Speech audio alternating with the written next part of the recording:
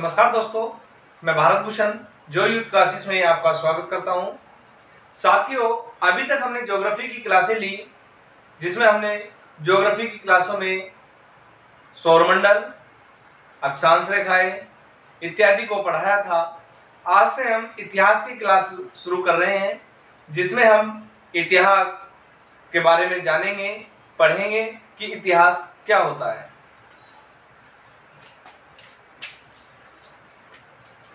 इतिहास में सबसे पहले जो शुरू करेंगे हम, वो मानव की सभ्यता शुरू करेंगे कि मानव ने अपनी सभ्यता का जो विकास है वो किस प्रकार से शुरू किया और कहां से शुरू किया।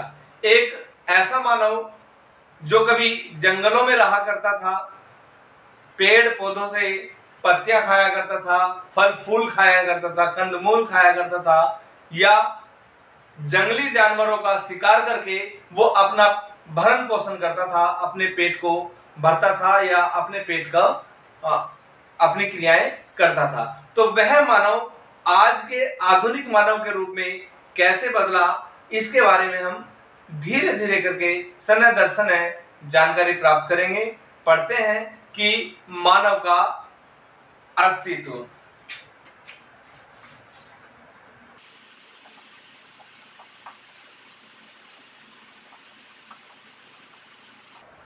जब मानव सभ्यता के विकास की बात करते हैं तो मानव सभ्यता आज से लगभग 5 लाख वर्ष पहले इस पृथ्वी के ऊपर इस मानव का जन्म हुआ।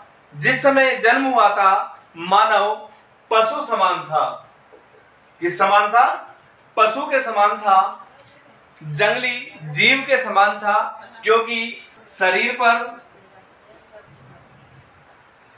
लंबे लंबे घने बाल होते थे। जानवरों की तरह चारों पैरों से चलता था, झुक करके चलता था। खाने पीने का उसे ज्ञान नहीं था, ओढ़ने पहनने का उसे ज्ञान नहीं था। वो नग्न अवस्था में अपना जीवन विचरण कर रहा था। वही मानव आज के आधुनिक युग में वेल ड्रेस में आपके सामने है, लेकिन इसके बीच में इसने कई सारे अपने स्टेप बदले। धीरे धीरे इसके दिमाग का, इसके शारीरिक बनावट का विकास हुआ। कैसे? अगर हम मानव सभ्यता की बात करते हैं तो मानव सभ्यता को हम 2 भागों में बांट देते हैं। एक है प्रागैतिहासिक काल, दूसरा होता है ऐतिहासिक काल। ये 2 काल होते हैं मानव सभ्यता को समझाने के लिए। प्रागैतिहासिक काल, ऐतिहासिक काल। पहले प्रागैतिहासिक काल को पढ़ेंगे कि प्रागैतिहासिक काल क्या होता है। देखिए, इसका जो अर्थ होता है प्राग प्लस ऐतिहासिक, ये 2 शब्दों में बांट दिया।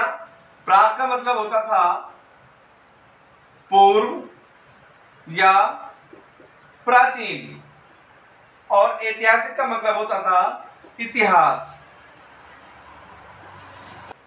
जो इतिहास से पहले का काल था वो प्राग ऐतिहासिक काल के नाम से जाना जाता था।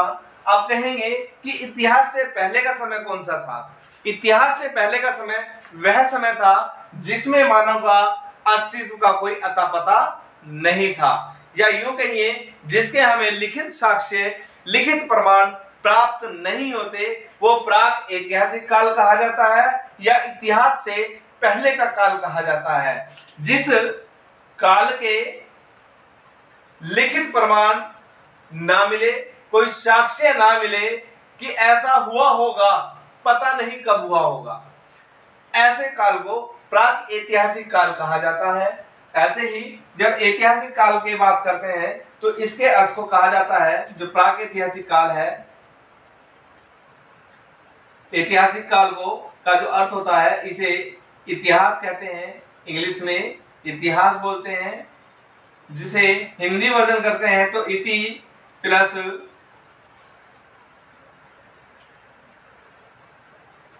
है प्लस आस, ये तीन शब्दों में अलग अलग बढ़ जाता है, इति है आस, इतिहास। तो इति का मतलब होता है ऐसा ही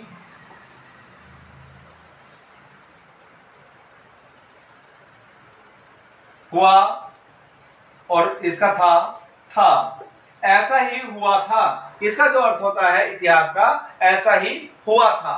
इतिहास उसे भी कहा जाता है जिसके लिखित साक्ष्य प्राप्त होते हैं। जैसे एक एग्जांपल है सिंधु सभ्यता, जानते हैं सर, 2500 ईसा पूर्व से 1700 ईसा पूर्व का जो समय था वो सिंधु सभ्यता का था। तो इसमें लिखित साक्ष्य प्राप्त हो गए हमें कि सिंधु सभ्यता थी, इस समय से इस समय तक थी। तो ये हमारा प्रागैतिहासिक और ऐतिहासिक काल। आगे देखते हैं, इतिहास को अंग्रेजी में हिस्टोरी के नाम से जानते हैं, जो यूनानी भाषा का शब्द है। यूनानी भाषा के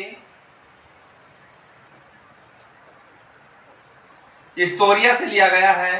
हिस्टोरिया, ये शब्द जो हिस्ट्री बना है वो हिस्टोरिया से बना है, जो यूनानी भाषा का एक शब्द है। तो जानकारी प्राप्त हुई, इतिहास को अंग्रेजी में हिस्ट्री कहते हैं, और हिस्ट्री शब्द जो था यूनानी भाषा के हिस्टोरिया शब्द से लिया गया है, जिसका अर्थ खोज करना, अन्वेषण, अनुसंधान और सूचना है। तो हिस्टोरिया का अर्थ ये हुआ। हिस्ट्री के जो जन्मदाता थे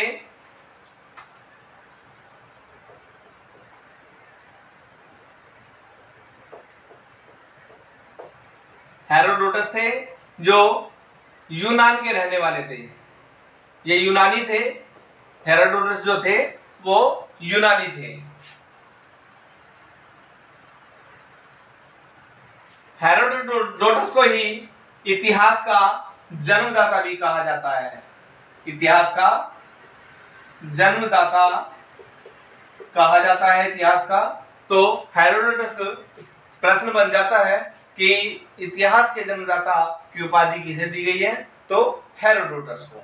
तो साथियों, ये सब चीजें हमारे मानव सभ्यता के विकास में थी। आगे देखते हैं, कालक्रम पद्धति। कालक्रम पद्धति भी दो प्रकार की होती है, एक ईसा पूर्व और एक ईसवी। ईसा पूर्व को बीसी कहते हैं और इसे एडी।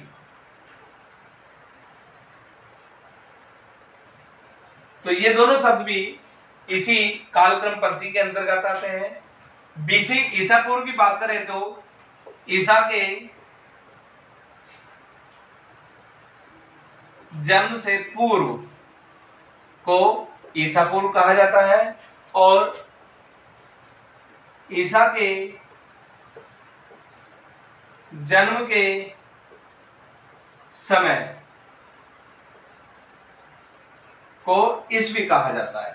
तो ईसा पूर्व, ईसा के जन्म से पहले का समय, और ईसवी ईसा के जन्म के समय का समय। इसे ईसाई कैलेंडर भी कहा जाता है, क्योंकि ये जो पद्धति है संपूर्ण विश्व के अंदर यही पद्धति चलती है, ईसा पूर्व या ईसवी। ये ईसाई कैलेंडर है, क्योंकि ईसा मसीह के जो लोग थे, या ईसाई धर्म के जो लोग थे, वो ईसा मसीह को सर्वे सर्वा मानते थे, और इन्हीं के आधार पर इसे ईसा पूर्व और ईसवी का दर्जा दिया गया। बीसी को बिफोर क्राइस्ट के नाम से जाना जाता है। बिफोर क्राइस्ट, क्राइस्ट मतलब ईसा मसीह, और बिफोर माने पहले। तो ईसा से पहले का समय बीसी कहलाया, और ईसा के बाद का समय एडी कहलाया। इसका जो अर्थ होता है एनो डोमिनी। एनो डोमिनी इसका अर्थ है जो ईसा के जन्म के बाद से शुरू हुआ, क्योंकि इसे कहा गया था the year of the god, इसे the year of the god के नाम से इंडिकेट करते हैं। तो एडी और बीसी के बारे में भी क्वेश्चन बनता है कि एडी किसे कहते हैं और बीसी किसे कहते हैं। तो इसके आधार पर भी हम बता सकते हैं कि एडी किसे कहते हैं और बीसी किसे कहते हैं। किसी भी एग्जाम में ये पूछ लिया जाता है कि एडी की फुल फॉर्म क्या है, फुल फॉर्म, या ये पूछ लेते हैं जो हम बीसी लिखते हैं बीसी की फुल फॉर्म क्या है, या ये पूछ सकते हैं एडी और बीसी में क्या अंतर होता है। ये भी पूछ लेते हैं एडी पहले आता है, एडी पहले आता है या बीसी पहले आता है। तो इसके बारे में भी एग्जाम में पूछ ले जाते हैं। तो कई सारे क्वेश्चन इसके अंदर से बन जाते हैं। भारत में इस कैलेंडर की जो शुरुआत है, जब यूरोपवासी भारत में प्रवेश करते हैं, कब करते हैं? 1498 में वास्को डी गामा पुर्तगाल से भारत में प्रवेश करता है, कालीकट से होता हुआ भारत में प्रवेश करता है। उसके बाद 1600 ईस्वी में जो ब्रिटिश वाले थे, ब्रिटिश ईस्ट इंडिया कंपनी, ये भारत में आती है और लगभग 150 वर्षों तक अपना व्यापार पूरे भारत में फैला लेती है। व्यापार के साथ ही 1757 ईस्वी को British governor Lord Clive Bharat में बंगाल का जो गवर्नर था सिराजुद्दौला के बीच में प्लासी का युद्ध होता है। उसी युद्ध के बाद भारत के अंदर ब्रिटिश ईस्ट इंडिया कंपनी ने ईस्वी या ईसाई संवत की शुरुआत की। संवत, तो यहां से ईसाई संवत शुरू हो जाता है 1757 से। अब बात यह आती है कि ये सारी चीजें तो हमने बता दी, ईसा पूर्व, इतने ईसा पूर्व या इतनी ईस्वी, लेकिन जितने भी जीव पदार्थ होते हैं हम उसका पता लगा लेते हैं कि ये आज से 5 लाख वर्ष पहले की है, या आज से, ये हम पृथ्वी की आयु की बात करते हैं तो पृथ्वी की आयु को कहते हैं कि ये 4,500 करोड़ वर्ष पहले की बनी हुई है या अरब वर्ष पहले की बनी हुई है। तो इन सब चीजों का पता कैसे लगा लेते हैं? तो उसके लिए कार्बन 14 तिथि निर्धारण